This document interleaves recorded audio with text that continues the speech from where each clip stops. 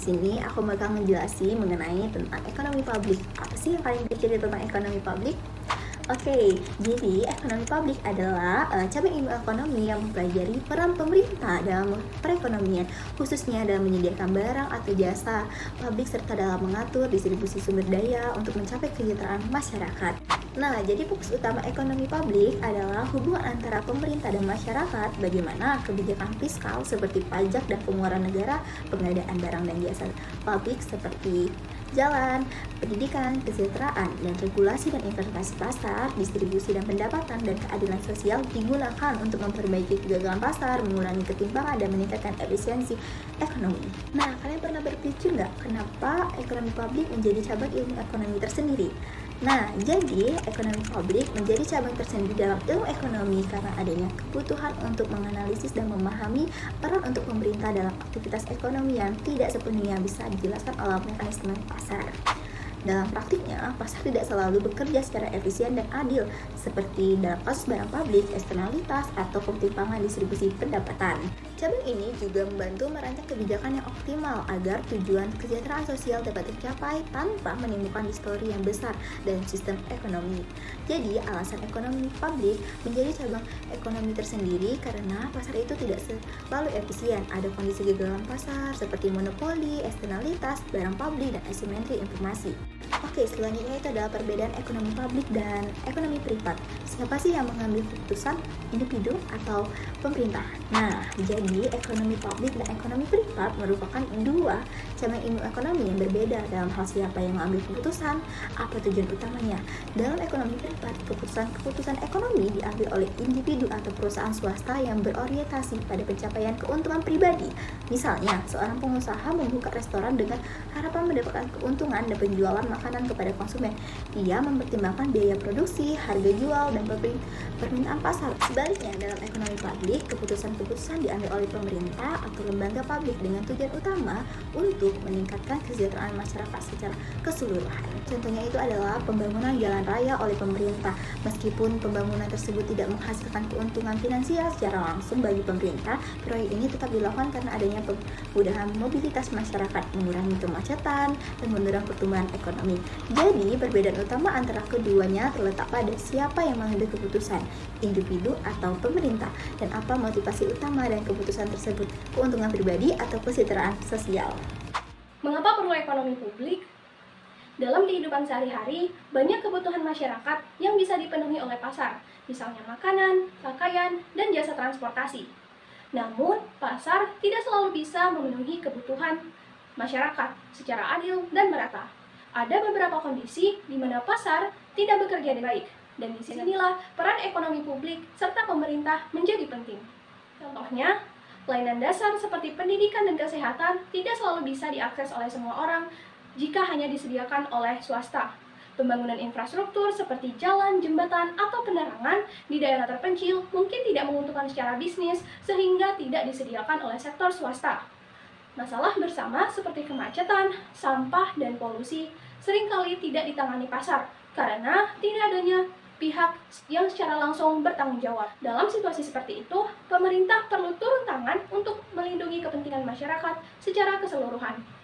Tujuannya adalah menjamin pemerataan akses terhadap barang dan jasa agar semua orang termasuk yang kurang mampu bisa hidup layak. Menjaga keseimbangan dan keadilan dalam pembagian sumber daya agar tidak hanya segelintir orang yang menikmati hasil pembangunan. Mendorong efisiensi ekonomi dengan membuat aturan dan kebijakan yang bisa memperbaiki kelemahan pasar sehingga ekonomi bisa berjalan lebih baik untuk semua pihak. Ekonomi publik juga mempelajari dan menjelaskan mengapa campur tangan pemerintah ini dibutuhkan dan bagaimana cara pemerintah bisa membuat kebijakan yang efektif dan adil. Ruang lingkup kajian ekonomi publik. Dalam ekonomi publik, kita akan mempelajari berbagai topik yang berkaitan dengan keuangan negara dan kebijakan publik. Beberapa caranya adalah yang pertama, pajak, di mana pemerintah mendapatkan pemasukan dari pajak yang mencakup siapa yang membayar pajak, berapa besarannya, dan bagaimana merancang sistem pajak yang adil dan tidak memberatkan masyarakat. Pemerintah mendapatkan kedua yaitu pengeluaran negara, yang mencakup apa saja tujuan uang negara digunakan, apakah untuk membangun sekolah, memperbaiki jalan, memberikan subsidi pangan, atau menggaji pegawai negeri. Yang ketiga adalah anggaran publik, yang mempelajari bagaimana pemerintah merencanakan pemasukan dan pengeluarannya setiap tahun, serta bagaimana mereka memprioritaskan program-program yang dianggap penting.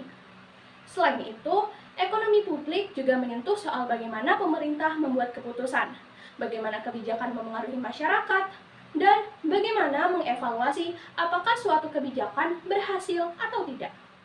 Oke, selanjutnya yaitu tujuan pembelajaran ekonomi publik. Yang pertama dalam memahami peran pemerintah, kita itu melihat mengapa pemerintah perlu hadir dalam ekonomi.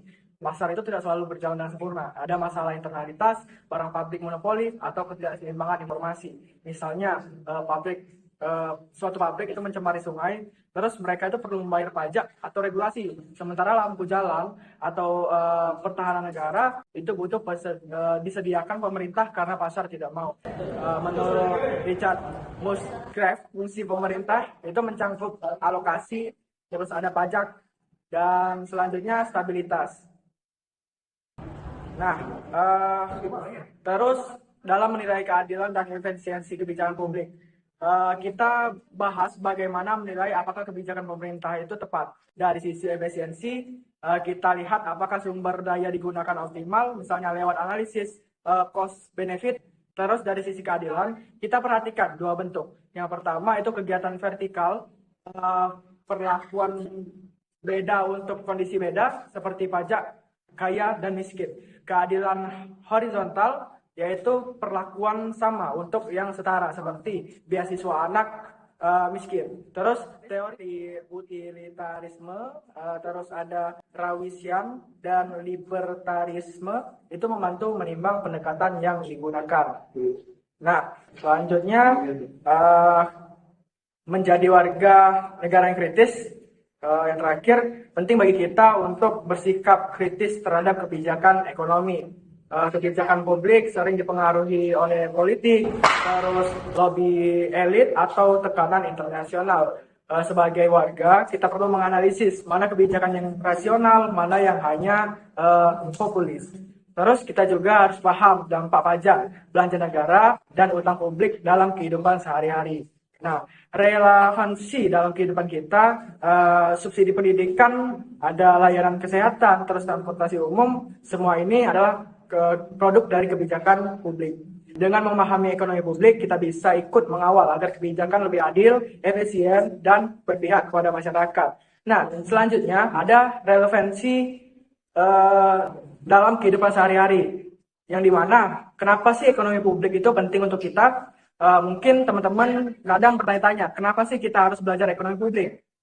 Nah, jadi karena kebijakan publik itu mempengaruhi hidup kita setiap hari, bahkan dari kita bangun tidur sampai dengan tidur lagi, pendidikan, kesehatan, transportasi, energi, semua adalah campur tangan pemerintah.